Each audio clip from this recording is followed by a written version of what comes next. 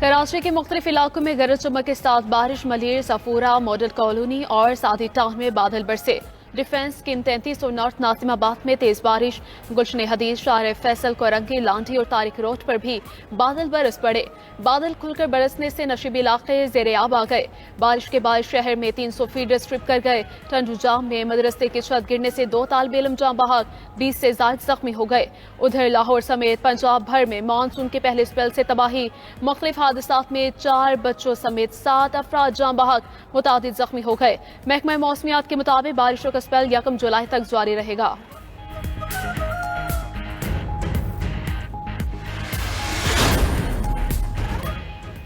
विफाकी budget की मंजूरी पर शुक्रिया। वज़ीर आज़म ने अरकान के एहसास में नाश्ता रख लिया। तमाम वुज़रा और हुकूमती अरकान को नाश्ते में शिरकत की दावत दी।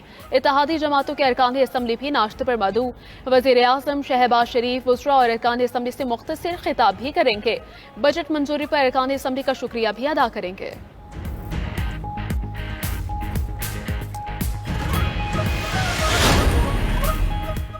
कौमी असम्बली ने विफाकी बजट कसरत राय से मंजूर कर लिया। कौमी असम्बली इजलास में फाइनेंस बिल 2025-26 की शेखवार मंजूरी ली गई।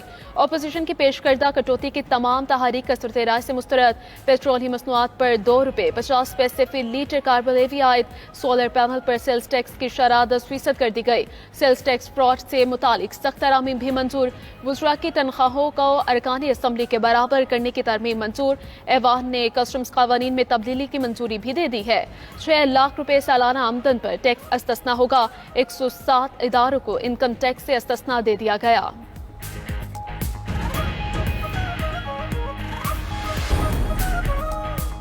मुहर्रम अल हराम के पेश नज़र पंजाब भर में दफ़ा 144 नाफिज। सूबे भर में दफ़ा 144 यकम से 10 मुहर्रम तक नाफिज रहेगी।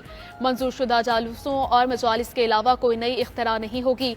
अवामी मकामात पर हर किस्म के हथियार और आतिशगीर मवाद की नुमाइश पर पाबंदी आयद। इश्तियाल अंगेज नारों पर मुकम्मल भी पाबंदी है। 9 और 10 मुहर्रम अल हराम को डबल सवारी पर भी पाबंदी होगी। वज़ीर आला पंजाब मरीम नवाज ने कहा कि मुहर्रम अल हराम में इख्तिलाफ और तफरका नहीं, तहम्मुल को अपनाए। पंजाब हुकूमत ने मुहर्रम अल हराम में अमन अमान की फ़ज़ा को यकीनी बनाने के लिए गैर मामूली इंतजाम किए हैं।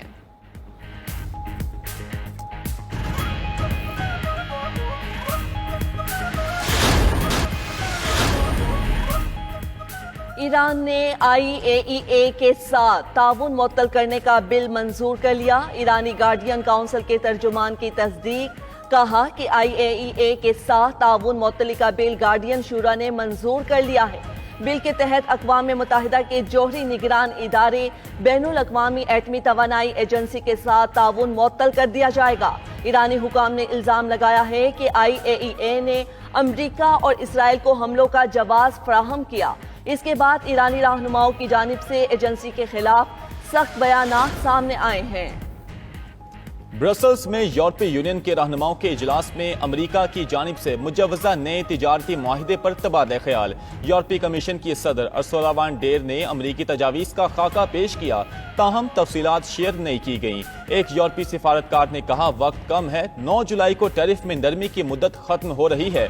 फ्रांस ने सख्त मौक़िफ़ का मुतालबा किया। इटली की वज़ीर आज़म ने कहा नरम रवैया अपनाया जाए। जर्मन चांसलर फ्रेडरिश मर्स का कहना है कि यूरोपीय यूनियन को तेज़ और आसान मुआहिदे पर जोर देना चाहिए। खबर एजेंसी के मुताबिक यूरोपीय क़यादत अब ये फैसला कर रही है कि फौरी मुआहिदा किया जाए या बेहतर शराइत के लिए मज़ीद इंतजार किया जाए।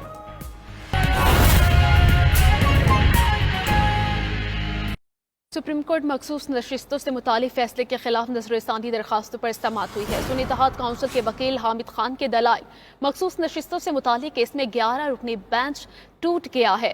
जस्टिस सलाहुद्दीन पनोर ने केस सुनने से माजरत कर ली है। मजीद जानते हैं अपने नुमाइंदे अकील अफजल से। जी अकील, बताइएगा ये क्या मामला है?